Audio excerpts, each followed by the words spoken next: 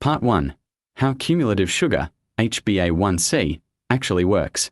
Focus with me now, because this topic just came up. A colleague asked me, how does cumulative sugar, HbA1c, actually happen?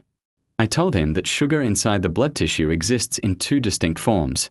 The bound form, inside the cells, attached to the red blood cells. This is what we measure as cumulative sugar. The free form, outside the cells, floating freely in the plasma. Now, his assumption was that sugar must rise in the plasma first, and then it leaks into the red blood cells to create that cumulative number. He stipulated that the free sugar must go up for the cumulative sugar to go up. I looked at him and said, sounds like a wonderful theory, but no. That is not how it works. The will of the cell. Adele, who is the head of the intensive care department, interrupted and said it crosses simply by concentration. Meaning, it always rises outside first, then moves inside. Again, I said no. When sugar tries to enter a red blood cell, it can't just pass through the walls randomly. It has to go through specific gateways called GLUT, glucose transporters, which are essentially protein channels. The red blood cell possesses its own will and selective permeability. When it needs sugar, it actively pulls it in. Because of this, it is entirely possible for the free sugar outside to be normal while the cumulative sugar inside is high. You could easily find a patient with a normal fasting blood sugar of 100, but a cumulative HbA1c of 8. When does this discrepancy happen? My colleagues didn't know how to answer this, so they told me they would have to review the textbooks and get back to me on Zoom. But the medical books already document this. You see a high cumulative sugar alongside a completely normal or low free plasma sugar in 3 types of anemia. 1. Iron deficiency anemia, where the red blood cells are small. 2. Sickle cell anemia. 3. Thalassemia, Mediterranean anemia. You also see it in cases of pregnancy and active bleeding or blood donation. Why does this happen? In my theory, red blood cells are glucose transporters just as much as they are oxygen transporters. If your red blood cells are destroyed by anemia, or lost due to hemorrhage or pregnancy, their total volume drops. Because there are fewer cells left to deliver glucose to the brain, the body forced to double the cargo capacity of the remaining individual cells. The liver manufactures the sugar, packs it heavily onto the fewer remaining red blood cells, and they carry a concentrated load straight to the brain. Part 2. Deconstructing DKA comas. Next, we discussed diabetic ketoacidosis, DKA, comas. My colleague used the term DKA coma as usual. I told him it shouldn't be lumped together like that. You have to break it down into 4 separate concepts: diabetic, ketotic, acidotic, and coma. Let's be honest, a coma has 1,000 different causes. Someone can faint in a bread line, go into a coma because their liver is failing, from a head trauma, a sunstroke, or even from severe emotional stress. Why do we immediately label it a sugar coma just because the patient happens to have diabetes? Let's look at the variations. High sugar plus coma. They call this a hyperosmolar state, assuming the sugar caused the coma. Normal sugar plus acidic blood plus coma.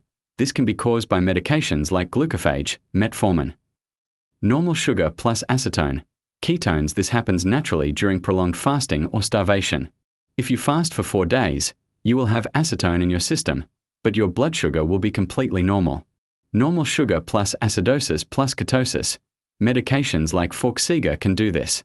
It regulates your blood sugar to look normal, but it alters your metabolism so that you end up with ketones and acidosis. Stop blaming the symptoms. If you find a patient in a coma with low blood pressure, you might coincidentally measure their sugar and find it high, alongside some acetone and acidity. But that same patient might actually be suffering from acute appendicitis or a severe intestinal infection. I asked Al-Husseini, when a patient comes to you with a dry mouth, rapid breathing, exhaustion, blurred vision, and a severe underlying infection like pneumonia or appendicitis, why do you blame the sugar the moment you see it as high? Why don't you consider that the high sugar rose to protect them? Why don't you see that the acidic state is actually a defense mechanism to release oxygen to the tissues faster?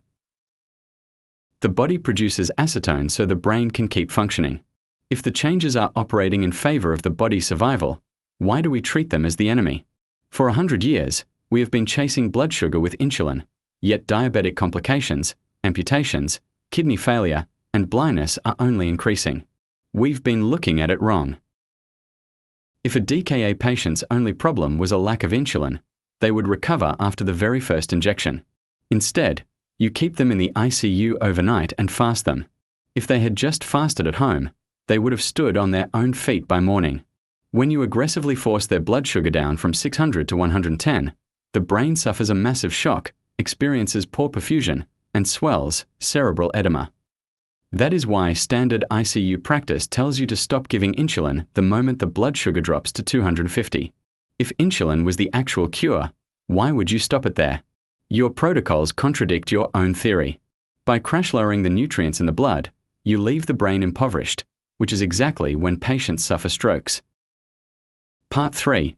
The physiology of fasting and body pressure. Let me ask you another question. Why does blood sugar rise when a person is fasting? According to mainstream theory, sugar rises because insulin decreases. But when you are fasting, your food intake is 0 and your insulin is at 0. Where is the sugar coming from? Furthermore, if you test your blood sugar after exactly 8 hours of fasting, it might be normal. But if you test it after 9, 10, or 11 hours, the sugar goes higher and fats reach their peak. Why? When you fast, no sugar is being absorbed by your stomach. The reason it rises is a process called gluconeogenesis, the liver manufacturing glucose from amino acids. It doesn't come from breaking down glycogen, glycogenolysis, because the liver's small. Starch stores are entirely depleted within the first 3 hours of fasting, and muscle starch is selfish. The muscles keep it for themselves. The sugar rises because as the hours of fasting extend, the body experiences a form of fasting stress. Cortisol and growth hormones increase. Every hormone in your body rises to mobilize energy, while insulin stays at 0. Understanding perfusion and fluid pressure.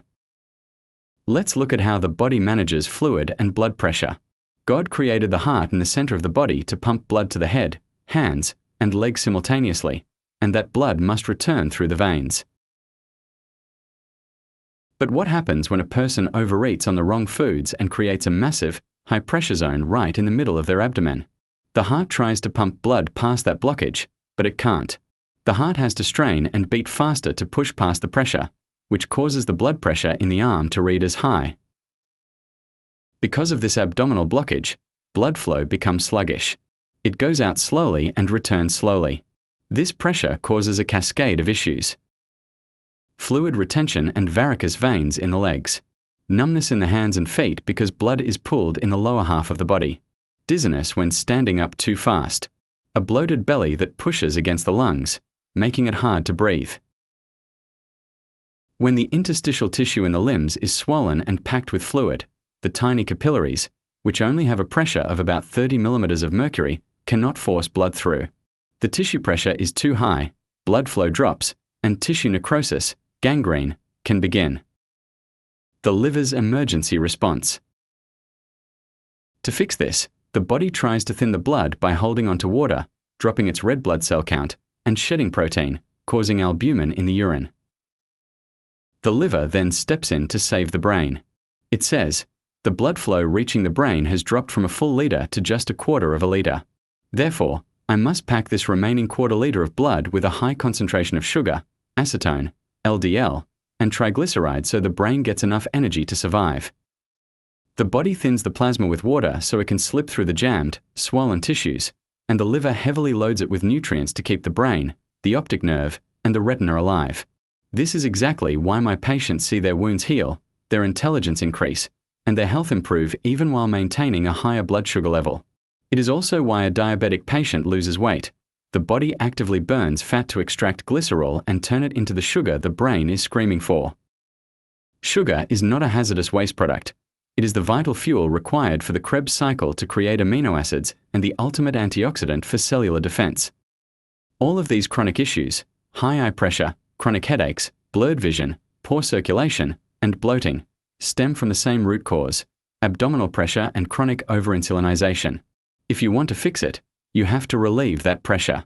Stop the constant, incorrect overeating, and let the body protect itself.